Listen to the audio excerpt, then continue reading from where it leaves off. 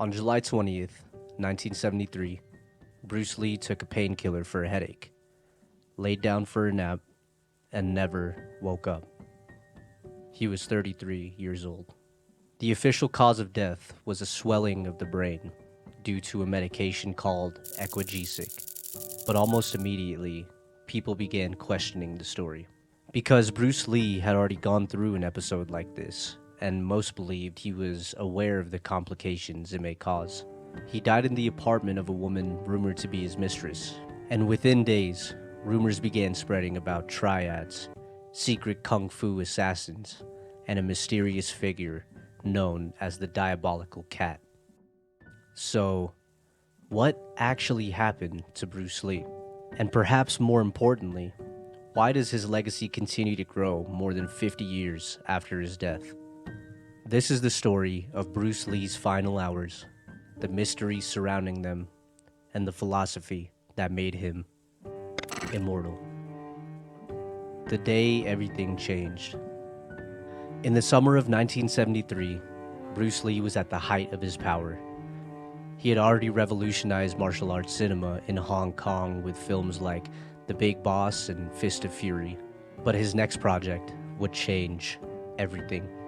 Enter the Dragon, a Hollywood and Hong Kong co-production, was poised to introduce Kung Fu to the Western world. Lee knew this film could cement his legacy, but behind the scenes, his health had already begun to deteriorate. On May 10th, 1973, while working on the film, Bruce Lee suddenly collapsed. Doctors discovered cerebral edema, swelling of the brain. He recovered, but the incident left many around him worried. Still, Lee pushed forward. He was known for obsessive perfectionism, reportedly losing weight and placing enormous pressure on himself to complete his unfinished project, Game of Death. Then came July 20th, 1973. That afternoon, Bruce Lee met with film producer Raymond Chow to discuss future projects. Later that evening, he went to the apartment of Hong Kong actress Betty Ting Pei. Lee reportedly complained of a headache. Ting Pei offered him a painkiller called Equagesic, a prescription medication that combined aspirin with the muscle relaxant meprobamate. He took the pill, then lay down to rest. Hours later, Betty Ting Pei tried to wake him. Bruce Lee was unconscious. Paramedics were called, but it was already too late. Bruce Lee was pronounced dead at Queen Elizabeth Hospital in Hong Kong. The official cause? Death by misadventure due to cerebral edema. Doctors concluded Lee had suffered a fatal allergic reaction to Equagesic, which caused swelling in his brain. But almost immediately, the public began asking questions. Why did a healthy 33-year-old martial artist suddenly die? Why was he at another woman's apartment? And why had he already experienced the same brain swelling just months earlier, but done nothing about it? Those questions would open the door to one of the most debated celebrity deaths in history. The system he defied. While medical reasoning remained the most accepted explanation for Bruce Lee's death, another narrative quickly took hold within Hong Kong's martial arts community, one that involved organized crime. In the early 1970s, the Hong Kong film industry was deeply intertwined with triad organizations, secretive criminal groups that had influence over production companies, labor unions, and movie financing. Actors, directors, and producers often paid protection money to avoid harassment or interference. Bruce Lee, however, was not known for playing by those rules. By the time he returned to Hong Kong in 1971, Lee had become something unprecedented. A global Chinese superstar who didn't answer to the traditional power structure of martial arts schools or the local film industry. And that independence irritated a lot of people. A philosophy that made enemies. For centuries, many traditional Chinese martial arts masters believed their knowledge should remain secret, passed only to trusted students within their lineage. Bruce Lee rejected that entirely. In the United States, he had openly taught martial arts to non-Chinese students, something many traditionalists considered deeply disrespectful. He also publicly criticized rigid martial arts styles, arguing that many schools have become trapped in tradition rather than effectiveness. To Bruce Lee, martial arts wasn't about preserving tradition, it was about truth in combat. And that philosophy made him enemies. The diabolical cat. Rumors circulated that Lee had been threatened by traditional martial arts figures and triad members who disliked his influence. Some stories claim that he had refused to pay protection money. Others suggested that when Hollywood signed him to star in Enter the Dragon, certain factions within Hong Kong's martial arts community saw it as a betrayal. A symbol that Lee had abandoned the traditional system entirely. And then came one of the strangest rumors of all. The story of the diabolical cat. According to martial arts folklore that circulated after Lee's death, Bruce Lee had been involved in a confrontation with a mysterious kung fu master connected to the triads. The man was allegedly known as the Diabolical Cat, believed by some to be a high-ranking enforcer or martial artist connected to organized crime. One version of the story claims Lee received a single strike to a vital point during a fight. The master allegedly said, "My work is done. Your fate is sealed." The Lee family curse. Around the same time these stories began spreading, another theory emerged. One that had nothing to do with triads or martial arts at all. It centered on Bruce Lee's family.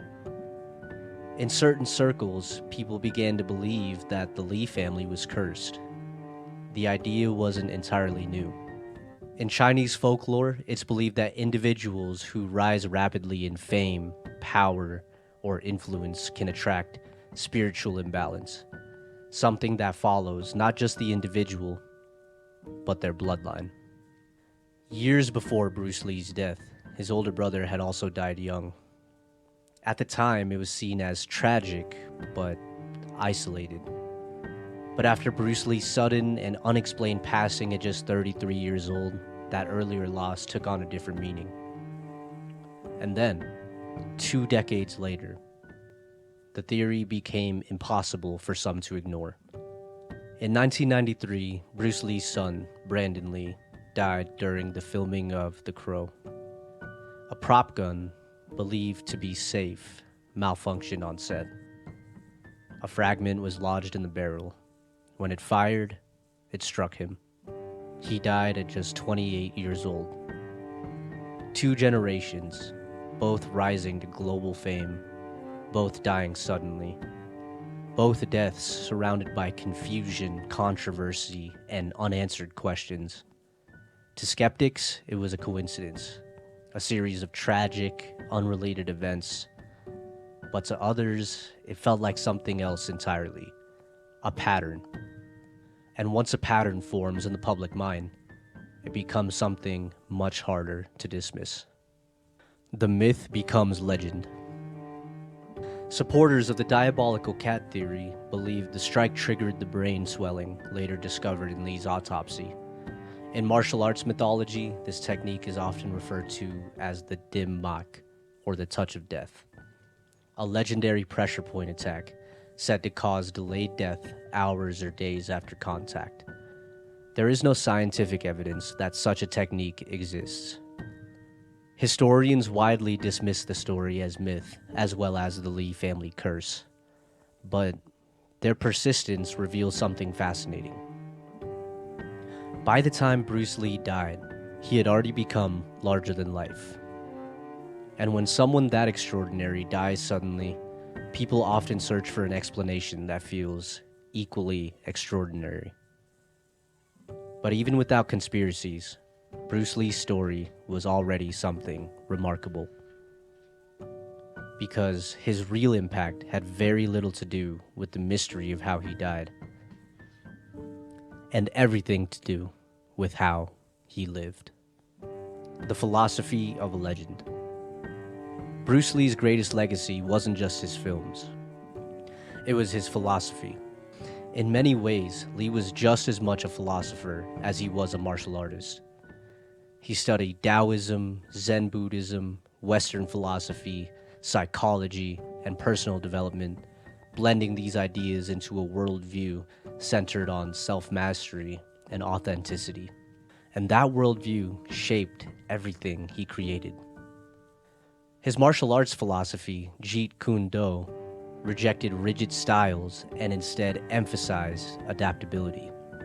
Lee famously summarized the idea with the paradoxical phrase, using no way as way, having no limitation as limitation. At first glance, it sounds cryptic, but the idea is simple. Most martial arts systems rely on fixed techniques, forms, and rules. Bruce Lee believed this was a mistake.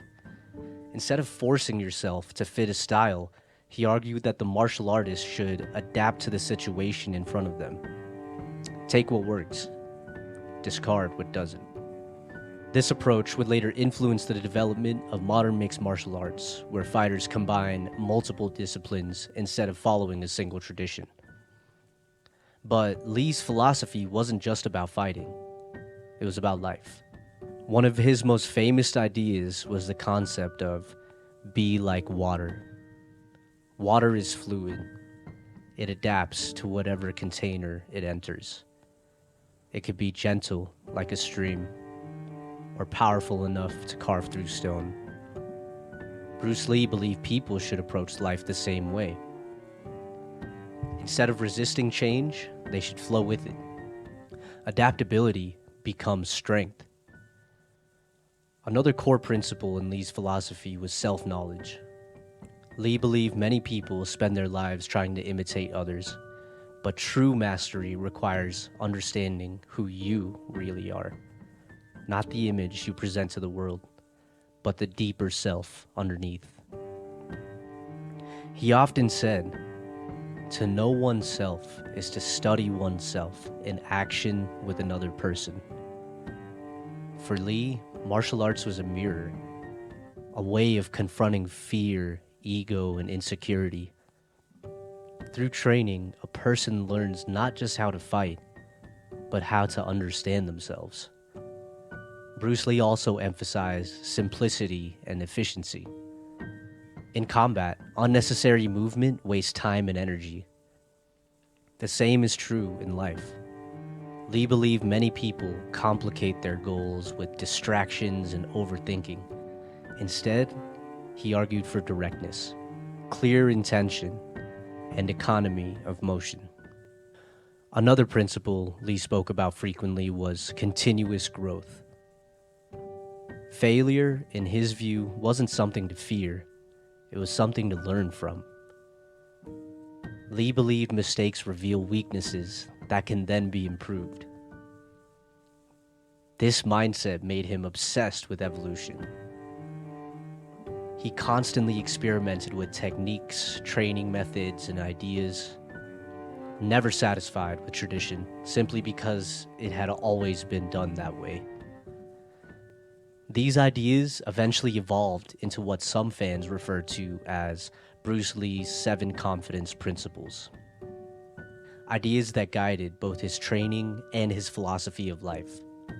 They include empty your cup, the idea that learning begins when you let go of ego and preconceived beliefs.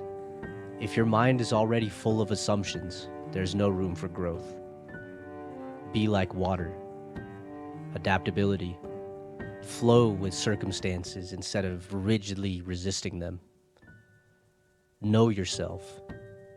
Authenticity over imitation. True mastery begins with understanding your own strengths and weaknesses. Take action. Knowledge without application is meaningless. You must act on what you learn. Embrace failure. Every mistake contains information that helps you improve. Focus your mind. Lee often compared focused attention to a magnifying glass. When energy is concentrated, it becomes powerful. And finally, express yourself honestly. Bruce Lee believed martial arts and life should be an honest expression of the self, not a performance, not an imitation, but the truest version of who you are. These ideas resonated deeply with the cultural moment Lee lived in. During the 1960s and early 1970s, many young people were rejecting rigid institutions and exploring new ways of thinking. Bruce Lee became a bridge between Eastern philosophy and Western individualism, embodying a philosophy of freedom, self-expression, and personal evolution. And that philosophy helped redefine how Asian men were portrayed in Western media. Before Bruce Lee, Asian characters in Hollywood were often depicted as submissive, comedic, or mysterious side characters. Lee shattered that stereotype. On screen, he was powerful, confident, and unapologetically dominant. His films presented an image of Asian masculinity that Western audiences had rarely seen before, and that representation changed the cultural landscape of film and television. Today, Bruce Lee's influence is everywhere. Modern martial arts training, MMA, Hollywood action choreography, fitness culture, philosophy books, even motivational speeches. More than 50 years after his death, Bruce Lee remains one of the most recognizable cultural figures in the world. Not just because of his physical ability, but because of what he represented. A refusal to accept limitations, a belief in constant growth, and the courage to redefine what was possible. Immortality. Bruce Lee's death may never be fully explained, whether it was a tragic reaction to medication, an unfortunate series of medical complications, or simply fate. But in a strange way, the mystery only amplified what Bruce Lee stood for. Because legends rarely die simple deaths. They become stories. Stories that grow with every generation. Bruce Lee once wrote, "The key to immortality is first living a life worth remembering." Bruce Lee only lived 33 years, but in that time, he changed martial arts. He changed cinema. And he changed the way millions of people think about themselves. And maybe that's why, more than 50 years later, Bruce Lee still refuses to disappear. At the risk of sounding parasocial, I felt I got to know Bruce Lee more whilst researching this topic. He was a man of strong faith and conviction, unafraid to break social norms and societal boundaries, and he cared for his fellow man. He showed the world that Asian stereotypes are not something to be made normalized, rather to be broken, and in turn, anyone can be like water. He shaped a generation of free thinkers, and the world still reels from his loss to this day. If Bruce ever lived the long life he deserved, no doubt in my mind, he would be recognized as one of the greatest men history has ever seen. Thank you, Bruce, for your contributions to progressive thinking, radical acceptance of oneself, and the ability to keep moving forward despite all the obstacles laid out in front of you.